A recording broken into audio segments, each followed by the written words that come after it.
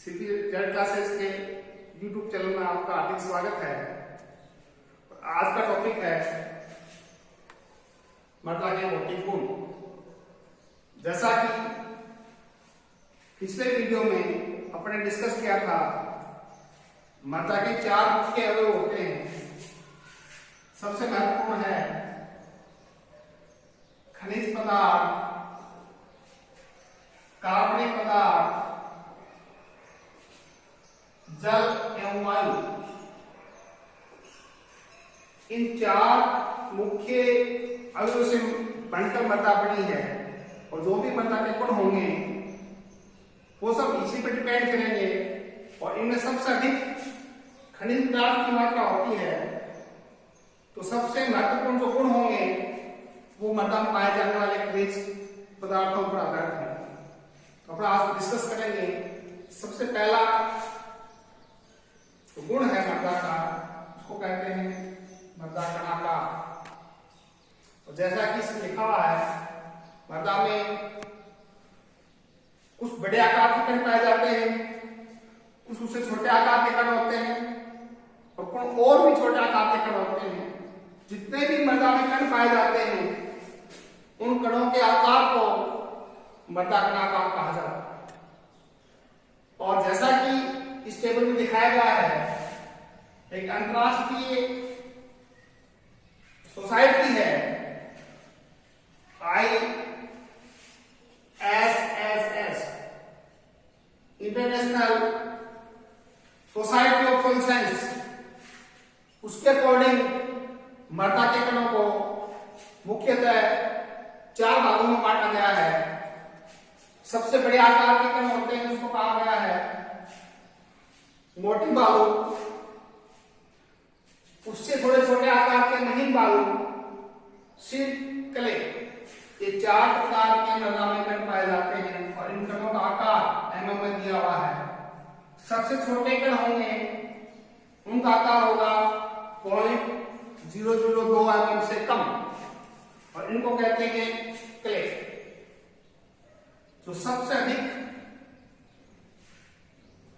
प्रभावशाली कण है, सबसे अधिक गुणों वाला कण है मृदा में, उनका आकार सामान्यतः 0.002 से कम होता है और इनमें सामान्यतः द्वितीयक क्ले की पदार्थता पाई जाती है।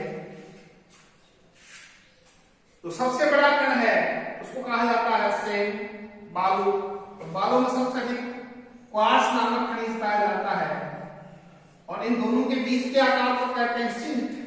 और सिल्ट में कणों का आकार इन दोनों के बीच का होता है और इसमें फेल्सपार नामक खनिज पाया जाता है।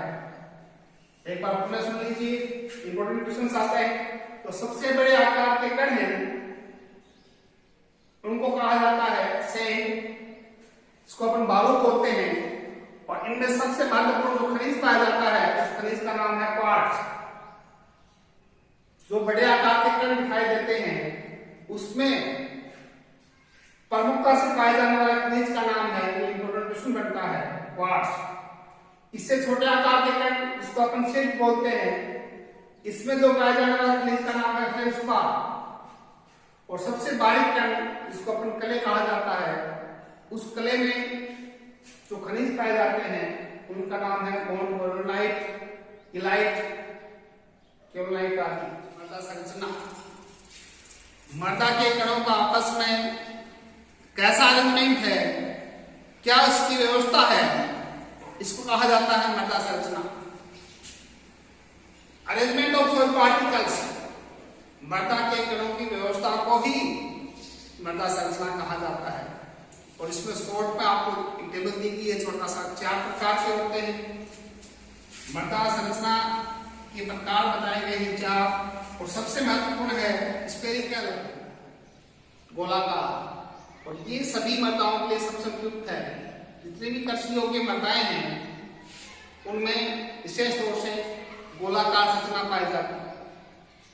इसके बाद ब्लॉकी है,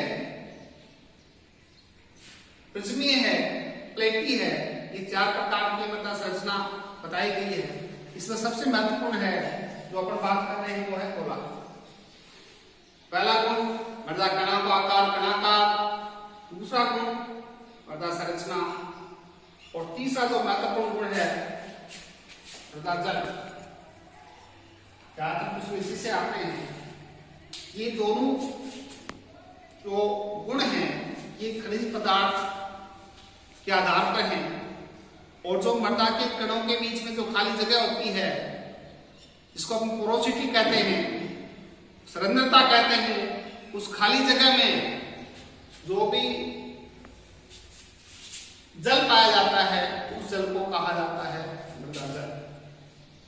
दोबारा सुन लीजिए कि मृदा के कणों के बीच में खाली स्पेस होता है, और उस खाली स्पेस पे, खाली जगह में जो जल पाया जाता है वो कहलाता है मृदा जल।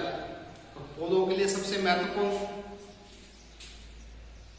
तो जल कहा जाता है। इसमें भी जैसा कि दिखाया गया है कि मृदा जल के 3 प्रकार बताए गए।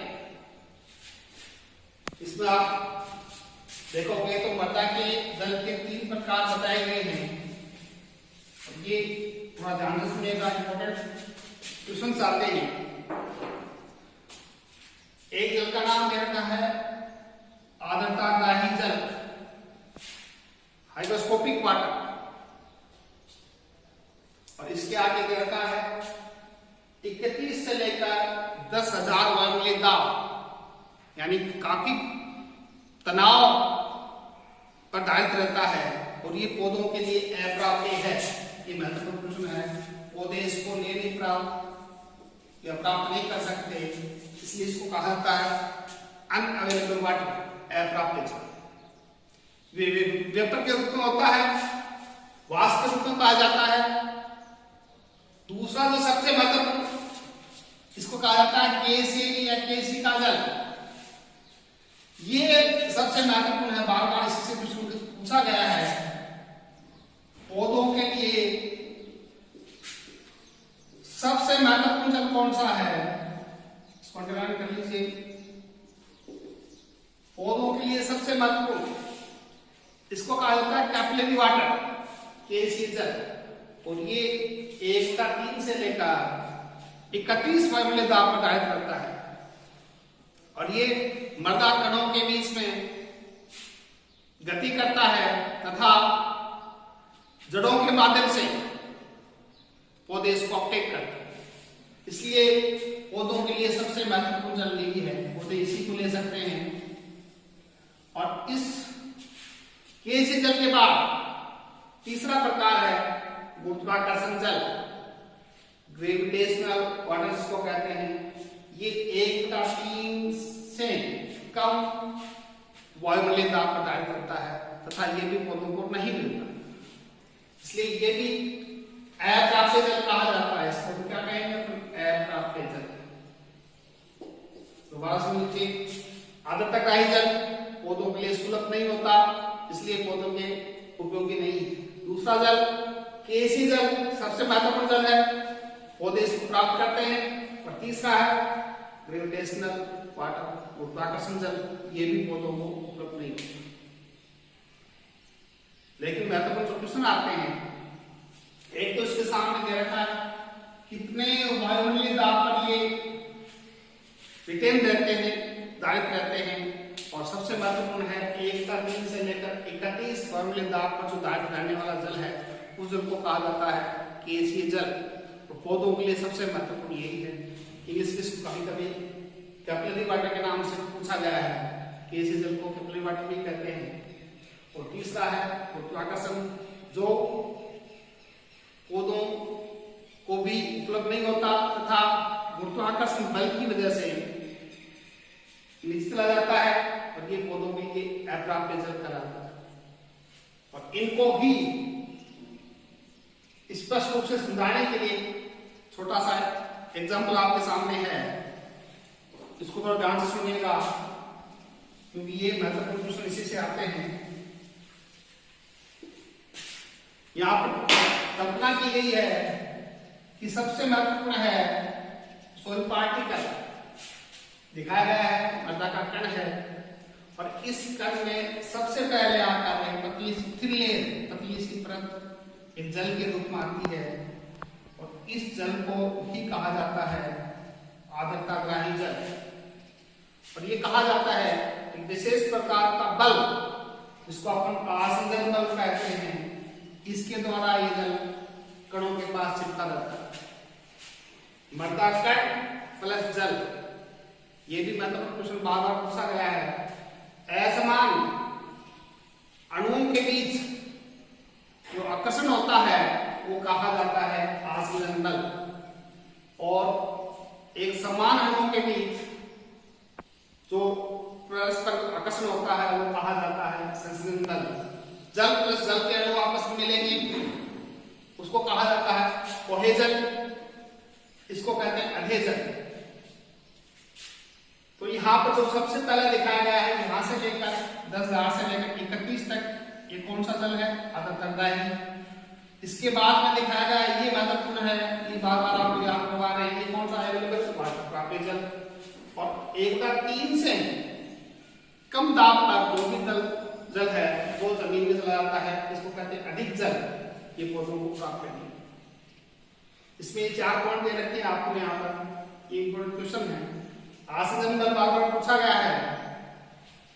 मृदा कण और जल के बीच में जो आकर्षण होगा वो कहलाएगा आसंजन बल। जल प्लस जल के अणु के बीच में एक आकर्षण होगा वो कहलाएगा संसर्जन बल।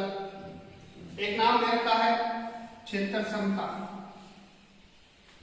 मृदा में अधिकतम जल धारण करने की क्षमता होती है वो कहलाती है क्षेत्र क्षमता।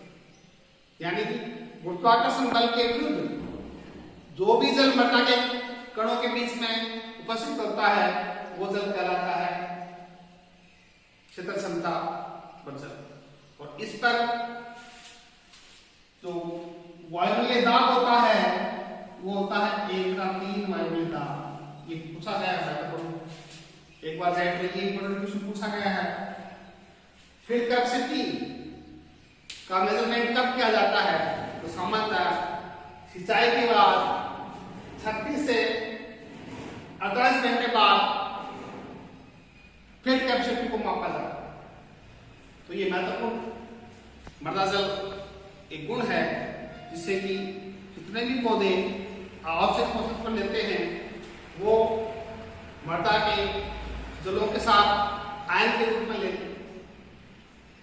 अगला जो गुण है उसको कहा जाता है पोरोसिटी, पोर स्पेस, मृदा संघनता। और इसको बार बार एक फॉर्मूला लिखा हुआ है, ये आपको याद रखना है।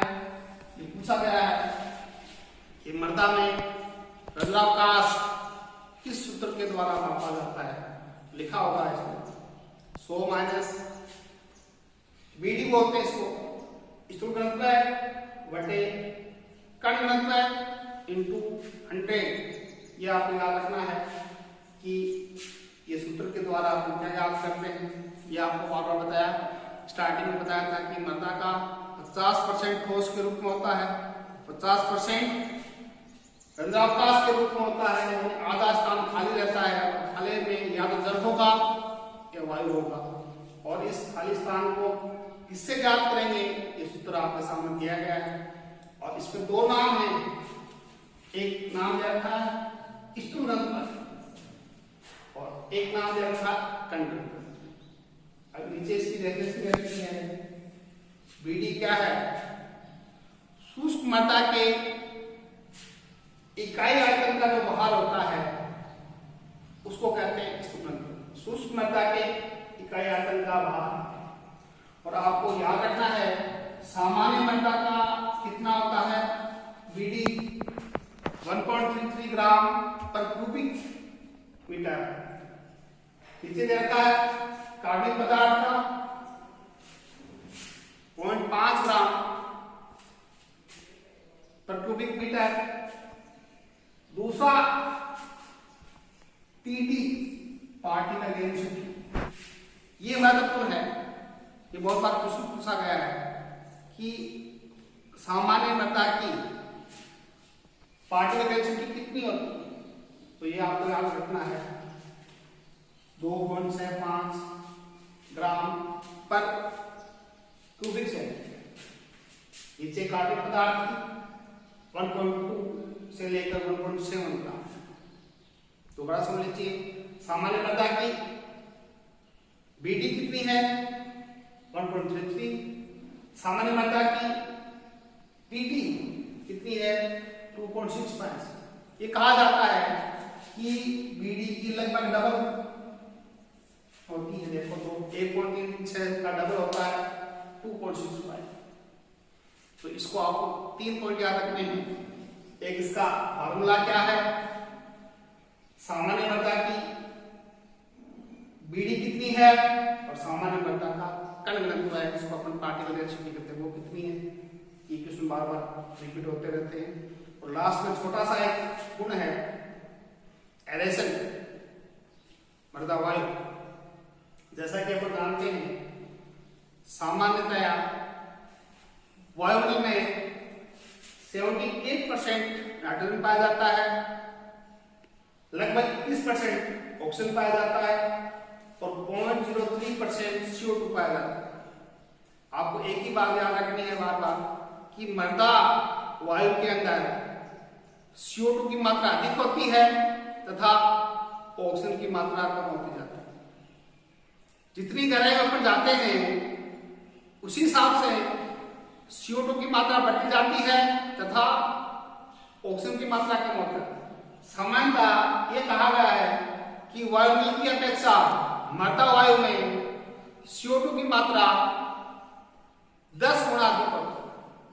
तो ये दिखाया गया है, ये आपको याद रखना है कि मृदा वायु के अंदर CO2 की मात्रा 0.3% होती है, 0.3%, और मृदा के अंदर ऑक्सीजन की मात्रा कम होती है। ये महत्वपूर्ण है कि मृदा के अंदर जो वायु होती है उसमें CO2 की मात्रा कितनी 0.3% और O2 की मात्रा कितनी 20.6%। ये सामान्यतः महत्वपूर्ण इसलिए है कि जड़ों के श्वसन के लिए उतना ही इंपॉर्टेंट ऑक्सीजन होता है, लेकिन जैसे ही जड़ें डिकम्पोज होती हैं, गहराई जानती हैं, उनके विच्छेदन के बाद मृदा के अंदर CO2 की मात्रा बढ़ जाती है। इसलिए महत्वपूर्ण थोड़ा सा टॉपिक था और ये कृषि विज्ञान की 11वीं क्लास का टॉपिक भी है और आपके कृषि रसायन का टॉपिक। अब मैं आपको सिर्फ इंपोर्टेंट 5 क्वेश्चन आपको लिखवा रहा हूँ, तो इन टॉपिक से आए हुए हैं। दोबारा रिपीट करके आपको सिर्फ 5 क्वेश्चन याद करने हैं। पहला महत्वपूर्ण प्रश्न है इसी टॉपिक से, पौधों के लिए, गौर से सुनिए, पौधों के लिए सबसे महत्वपूर्ण जल, इसका आंसर है केसीए जल, याद रह जाएगा। और ये मृदा के अंदर 1/3 से लेकर 31 वायुमंडलीय दाब पर आधारित रहता है। यानी कि सबसे महत्वपूर्ण जो मृदा के जो बारीक कण हैं, जिसको अपन कैपिलरी कोर कहते हैं, उसके अंदर जो जल होता है उसी जल को कहते हैं केसीए जल। ये बार बार प्रश्न पूछा गया है, इसलिए आपको याद रखना है। सीधा क्वेश्चन पूछे कि पौधों के लिए सबसे महत्वपूर्ण जल कौन सा है, तो आप आंसर होना चाहिए केसीए जल। इसका कितनी टेंशन पर आधारित है, तो 1/3 से लेकर 31 वायुमंडलीय दाब पर आधारित रहने वाला जल है, वो कहलाता है केसीए। दूसरा बार पूछा गया है क्षेत्र क्षमता कब ज्ञात की जाती है। अभी आपने याद करवाया था, सामान्यतः सिंचाई के 36 से 48 घंटे बाद याद आ जाएगा। पहले तो आपको यह याद रखना है कि क्षेत्र क्षमता क्या है, फील्ड कैपेसिटी क्या है, यानी कि किसी भी मृदा की अधिकतम जल धारण करने की क्षमता क्षेत्र क्षमता कहलाती है। जितने भी मृदा के क्षेत्र हैं वो पूरे के पूरे किससे बने होते हैं, पानी से। और ये क्षमता सिंचाई के बाद 36 से 28 घंटे बाद अपन मेजरमेंट करें। ये महत्वपूर्ण है कि जितने भी छिद्र हैं उसमें जो भी कैपिलरी वाटर है उसमें जो जल होगा वो पौधों द्वारा अपटेक कर लिया जाएगा, इसलिए सबसे महत्वपूर्ण गैसीय जल। दूसरा इंपॉर्टेंट क्वेश्चन छिद्र क्षमता। और तीसरा महत्वपूर्ण क्वेश्चन है मृदा वायु में CO2 की मात्रा। ये बहुत बार क्वेश्चन पूछा गया है। मृदा वायु में पूछे तो कितना है 0.3%। अगर ये क्वेश्चन वायुमंडल में CO2 की मात्रा तो 0.03%। इसमें कंफ्यूज नहीं होना है। महत्वपूर्ण क्वेश्चन है कि मृदा जल में कितनी मात्रा है और वायुमंडल। नेक्स्ट क्वेश्चन महत्वपूर्ण छोटा सा है कि मृदा जल प्राप्त करने के लिए कौन सा इंस्ट्रूमेंट काम में लेते हैं। मृदा जल या करने की जो विधियां हैं और उसमें सबसे महत्वपूर्ण क्वेश्चन जो आपको बता रहा हूं उसका नाम है टेंसियोमीटर। टेंसियोमीटर बाबा पूछा गया है टेंसियोमीटर का क्या उपयोग है और टेंसियोमीटर द्वारा किस चीज का मापन किया जाता है। तो आपको याद रखना है मृदा नमी याद करने के लिए, सॉइल मॉइस्चर के लिए काम में लेते हैं। एक इंस्ट्रूमेंट का नाम और है तो काम में लिया जाता है neutron moisture metre. Neutron moisture metre, इसके द्वारा भी मृदा के अंदर कितनी नमी है वो याद करते हैं। पहला इंस्ट्रूमेंट का नाम टेंसियोमीटर, ज्यादा काम में लेते हैं न्यूट्रॉन मॉइस्चर मीटर। और तीसरा तरीका जो सबसे पुराना है भारात्मक विधि द्वारा। गीली मिट्टी का वजन तथा उसी का सुखाने के बाद सूखी मृदा का जो वजन है उनको अंतर कितना है उसके आधार पर ये पुरानी विधि है, समय अधिक लगता है। हाल तो जो लेटेस्ट है नवीनतम है वो ज्यादा काम में लेते हैं, इसलिए न्यूट्रॉन मॉइस्चर मीटर।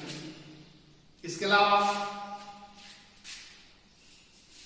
अगला जो क्वेश्चन है कण घनत्व। सामान्य मृदा का कण घनत्व जो भी आपको याद हो रहा था 2.65 ग्राम प्रति घन मीटर। क्या आप याद रखना है कि सामान्य मृदा का कण घनत्व कितना होता है और सामान्य मृदा का स्थूल घनत्व कितना होता है। इसका आधा होगा 1.33 ग्राम क्यूबिक सेंटीमीटर। ये 5 पॉइंट आपको याद रखने हैं। आसान सा टॉपिक था, दोबारा शॉर्ट में रिपीट करते हैं और आपको याद हो जाएगा। जो भी क्वेश्चंस मैं आपको यहाँ बता रहा हूँ वो आपको याद करने हैं। पहला जो प्रॉपर्टी है उसको कहते हैं सॉइल टेक्सचर, मृदा कणा का। इसमें जो क्वेश्चन याद रखना है वो 0.002 mm से जो छोटे कण हैं उनको क्ले कहते हैं और 2 mm से कम जितने भी मृदा के कण पाए जाएंगे उनके आकार होगा 2 mm से कम। ये बार बार क्वेश्चन पूछा गया है। एक दोबारा रिपीट कर रहे हैं, मृदा में जो बालू है उसमें किस खनिज की अधिकता पाई जाती है। तो आपको याद रखना है क्वार्ट्ज। बड़ा इंपॉर्टेंट क्वेश्चन है कि मृदा में जो भी सबसे अधिक खनिज पाया जाता है वो क्वार्ट्ज है, तो क्वार्ट्ज से ही बालू रेत बनी। और सिंक के बारे में बताया था वो कौन सा, फेल्सपार। तो एक क्वार्ट्ज खनिज का नाम, एक फेल्सपार, एक जो सबसे बारीक कण पाए जाते हैं उसमें पाया जाता है इलाइट केल्साइट। उसके बाद मृदा संरचना, जो भी कण हैं इनका आपस में क्या अरेंजमेंट है, क्या व्यवस्था है, वो कहा जाता है मृदा संरचना। इसमें एक ही प्रश्न याद रखना है, सबसे बढ़िया मृदा संरचना कौन सी होती है? कांडदार, जिसको अपन गोलाकार कहते हैं, स्फेरिकल। तीसरा महत्वपूर्ण था मृदा जल, और इसमें भी महत्वपूर्ण एक ही प्रश्न याद रखना है कि पौधों के लिए सबसे महत्वपूर्ण जल कौन सा है? केसीय जल। पौधों के लिए सबसे महत्वपूर्ण जल कौन सा है? केसीय जल। और इसी को किससे ज्ञात करते हैं? टेंशियोमीटर द्वारा। किससे ज्ञात करते हैं? टेंशियोमीटर द्वारा। एक बार नाम आता है। क्षेत्र क्षमता क्या है? तो किसी भी खेत में सिंचाई के बाद 36 से 48 घंटे बाद जो भी क्षेत्र पूरी तरह से जल से भरे होंगे वो क्षमता उसकी फील्ड कैपेसिटी कहलाती है। और यहाँ पर पौधों के लिए 100% प्राप्य जल होता है, 100% प्राप्य जल। और इसका जो मेजरमेंट किया जाता है वो याद करवा रहे हैं 36 से 48 घंटे बाद। और लास्ट का सबसे इंपॉर्टेंट क्वेश्चन, मृदा वायु में CO2 की मात्रा। मृदा वायु में CO2 की मात्रा 0.3% पाई जाती है तथा वायुमंडल में CO2 की मात्रा है वो 0.03% पाई जाती है। यानी कि मृदा वायु में ज्यादा CO2 की मात्रा होती है किसके अपेक्षा? वायुमंडल की अपेक्षा। ये महत्वपूर्ण क्वेश्चन थे जो आपको बार बार याद करवाए जा रहे हैं। अगला वीडियो शॉर्टली कम समय में जल्दी आएगा, उस पर डिस्कस करेंगे। और धन्यवाद आपको।